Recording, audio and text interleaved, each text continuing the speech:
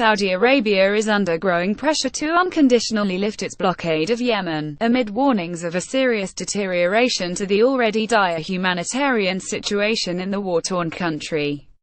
In a powerful joint statement, the heads of the World Food Programme, UNICEF and the World Health Organization said the cost of the blockade was being measured in the number of lives that are lost. At least 1 million children are at risk from an outbreak of diphtheria because vaccines are being blocked from entering the country, the UN agencies said. A partial lifting announced by the Saudis on Monday could push a further 3.2 million people into hunger, they added. The UN plea follows a strongly worded statement released late on Wednesday by the UK Foreign Office that called on all parties to ensure immediate access for commercial and humanitarian supplies to avert the threat of starvation and disease faced by millions of citizens. Western powers are involved in intensive behind-the-scenes lobbying of the Saudis. Talks in London that were due to be held this week between Saudi Arabia, the United Arab Emirates, the US, Oman and the UK have been delayed. Quick guide: the conflict in Yemen is between Houthi rebels controlling the capital Sana'a, who are allied with former President Ali Abdullah Saleh, and forces loyal to another president, the ousted Abdrabbu Mansur Hadi. Since 2015, Saudi Arabia has led a military intervention to counter the advance of the Iranian-led Houthis, with the ultimate aim of reinstating Hadi. Thank you for your feedback. The Foreign Office statement called specifically for the reopening of the rebel-held port of Hodeida, which is the entry point for 80% of the aid reaching the country.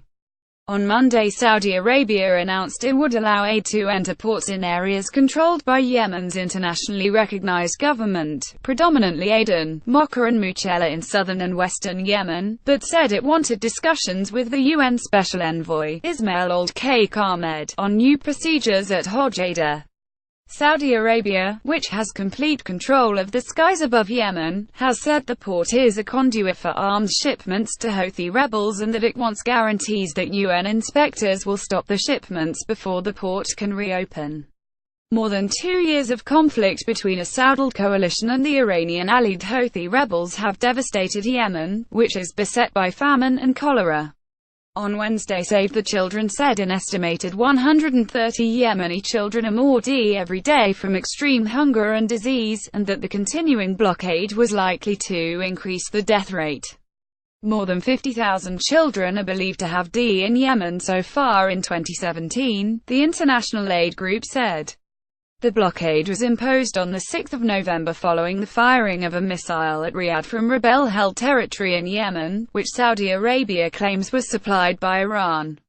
It has led to UN aid backing up on Yemen's borders, and a sudden escalation of fuel prices that in turn will mean electricity generation, and the supply of clean water will reduce.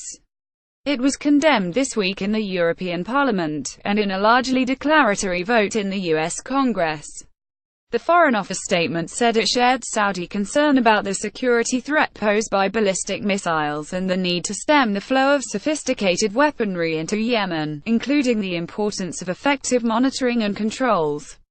But it stressed the arms embargo could not be enforced so fiercely that no humanitarian aid reached Yemen. Shane Stevenson, Oxfam's country director in Yemen, said if those with the power to act fail to do so, history will judge these countries as either responsible or complicit in the unnecessary deaths of thousands of people in Yemen. They need to immediately open borders, and allow the free flow of vital aid and help secure a ceasefire. There have also been reports that the UAE, an ally of the Saudis in the 2-year Yemen civil war, has called its support for President Abdrabbu Mansur Hadi, the leader of the unrecognized government, which has been in Riyadh for months. UAE officials have discussed the possibility of appointing a vice president who would in effect take over many of his powers, and circumvent what they regard as his inability to take a grip of the political situation. There have even been suggestions that Hadi is being prevented from returning to Yemen and is being kept hostage or under house arrest in Riyadh, a charge denied by Saudi Arabia.